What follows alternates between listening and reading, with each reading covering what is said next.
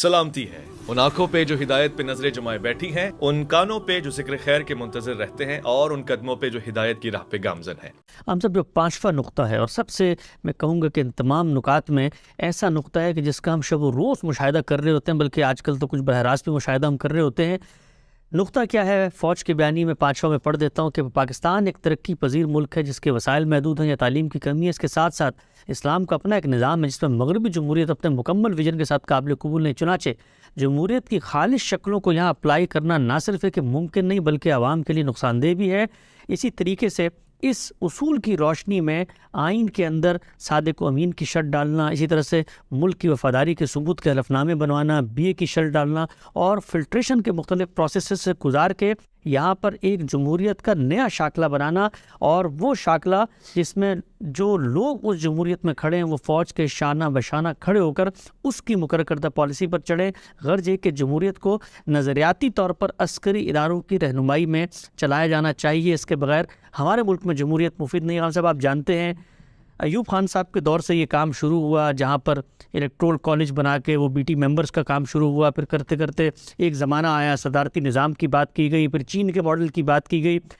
Election commission के अंदर एक कैंडिडेट दुआए कुनूत सुनाएगा, वहाँ से लेकर 58(2)B तक हर जगह हमने देखा कि कानून के अंदर ये फ़िल्टर्स डाले गए कि जो लोग आए उनको इनसे गुजर के हमने लाना है, वरना हमारे मुल्क में जमहूरियत जो है वो काबिल अमल नहीं रहती। ये सारा का सारा अमल ये क्या है? ये तमाशा है जो हमने इस दुनिया में लगा रखा है। हमारा निज़ाम क्या होना चाहिए? मैं पहले अर्ज़ कर चुका कि ये मुल्क किसी फ़ौज ने फ़तह करके हमें नहीं दिया। जैसे एक सूरत पेश आ गई थी खिलाफत उस्मानिया का जब ख़ात्मा हुआ, तो तुर्की फ़ौज ने अपने मुल्क को बचाने के लिए गैर मामूली इक़दाम किया, और भी बाज़ जगहों पर फ़ौज ने बाज़ इक़दामात किए हैं, उससे एक इस्तेहकाक वो पैदा कर लेते हैं, अगरचे उसका भी कोई जवाज़ नहीं है।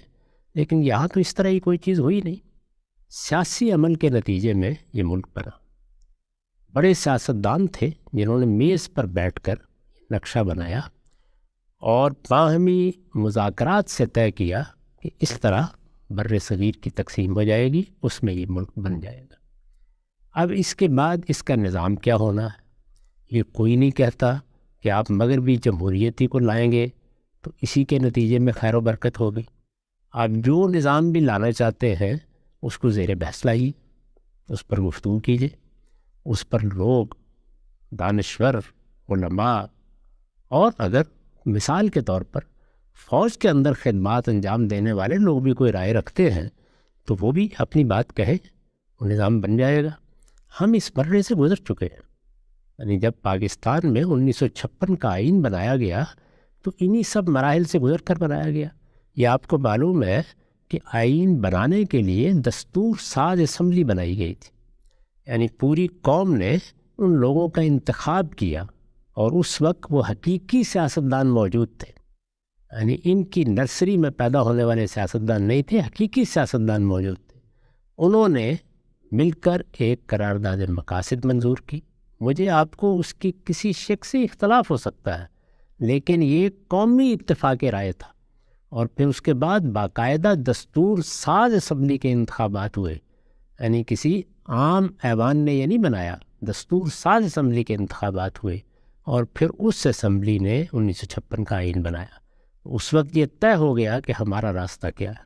उसी आइन को सामने रख कर फिर हमने 73 का आइन बनाया है, और उसको भी इन्हीं मराइल से गुजर कर बनाया है। उस मौके के ऊपर भी अगर आप देखें तो पूरे मुल्क की क़यादत उसमें शामिल हुई।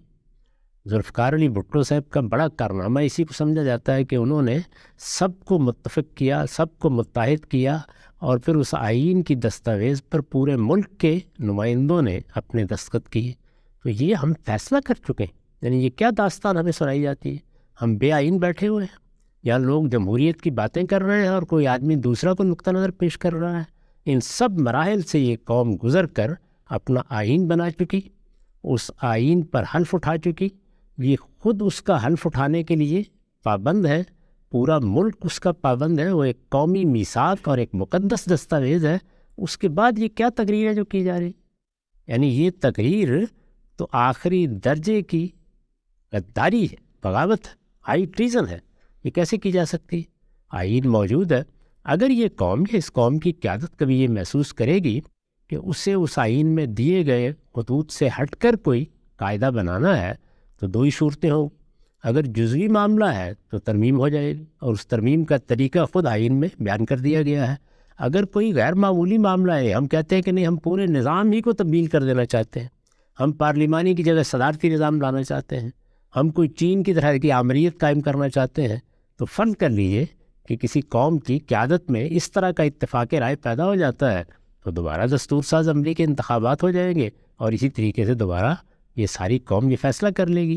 سوال یہ ہے کہ قوم کے اندر ایک محکمہ ہے جس کو کچھ ذمہ داریاں دی گئی ہیں، اس کو ہم نے بندوق ہاتھ میں پکڑا دی ہے، تو وہ ہمارے سینے پر رکھ کر یہ کہتا ہے کہ جو نظام میں بتاؤں گا اس کے مطابق تم اس ملک کو چلاؤ گے. یہ کیا چیز؟ میرے پاس الفاظ نہیں ہیں اس کی مذمت کے لیے. میں پھر بار بار توجہ دلاتا ہوں کہ ہم قومی اتفاق رائے سے وہ میثاق کر چکے ہیں، اس کو طے کر چکے ہیں. جب قومی سطح پر ہمیں کسی تبدیلی کی ضرورت ہوگی ہم کر لیں گے. اس وقت یہ طے ہے کہ یہاں ایک پارلیمانی نظام کے مطابق انتخابات ہوں گے.